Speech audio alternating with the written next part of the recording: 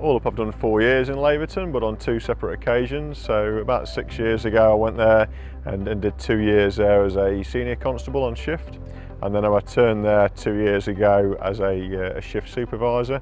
It's the last community where alcohol is available before you move into the Nananjara lands. So we do have quite big issues in Laverton in relation to itinerant travellers coming into the community. Alcohol related issues, alcohol related domestic violence. A big issue is trying to divert the youth from following that pathway into drug, substance abuse, alcohol abuse and ultimately crime as well.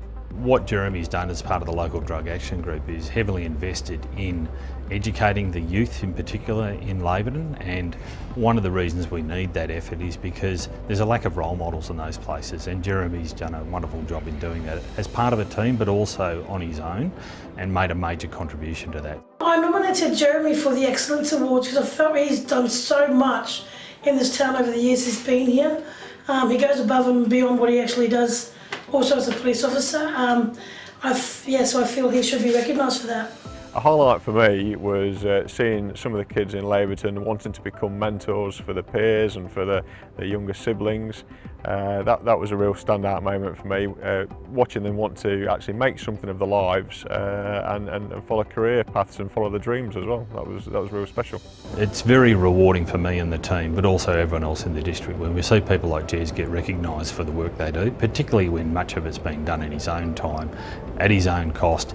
He has his own family as well, and yet here he is investing in a community. It's a great reflection for everyone, but particularly to Jez, that he's been recognised for this, and he thoroughly deserves the recommendation, and I wish him all the best.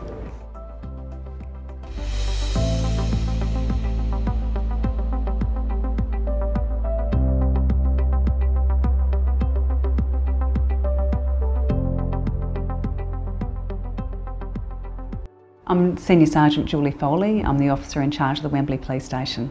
Unfortunately, Sergeant Rachel Green can't be with us today, but what we will do is sit down and we'll go through and explain her role and how important she is at the Wembley Police Station. I think we work well as a team because of the way Rachel runs the team. She's very approachable, but at the same time she pushes us and encourages us to really learn and get involved and learn new things all the time. I think Rachel is an awesome leader. She's taught me just about everything I know. I wouldn't be in the position I am today if it wasn't for Rachel. You know, she's crucial to the team at Wembley. Her leadership and her support for the OIC, her mentoring of other staff. She has a diverse background within criminal investigation, and she imparts that knowledge on the whole team out there. We're really reliant on her. She really goes above and beyond with members of the community, which I guess helps in lots of cases where maybe the people aren't too friendly with police or have bad expectations of police. Then Rachel rocks up and completely turns that around. I think this nomination was very, very unique in the fact that it was the offender that put Rachel's name forward at the end of the day. The offender has turned her life around as a result of Rachel's connection, and that connection was so strong that she has now turned away from drugs. She acknowledges the fact that she now has control of her life and is engaging with her child on a new level. Many of her young officers she's encouraged towards the detectives field, been successful in going into detective training fields. So we're really pleased with what Rachel delivers for us as a police station, as a district and as an agency as a whole.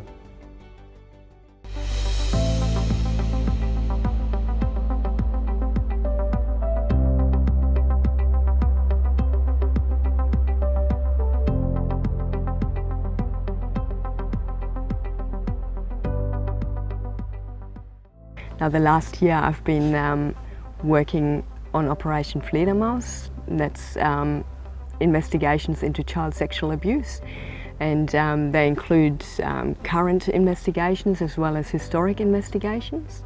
It's really important to give victims a voice so they're able to speak up, that we're listening to them, and to make clear that it's not their fault. Since September of last year, the amount of people that have been arrested has been majorly contributed to Gina's work. Gina's dedication and her commitment to her work here is outstanding, and especially in the child abuse field.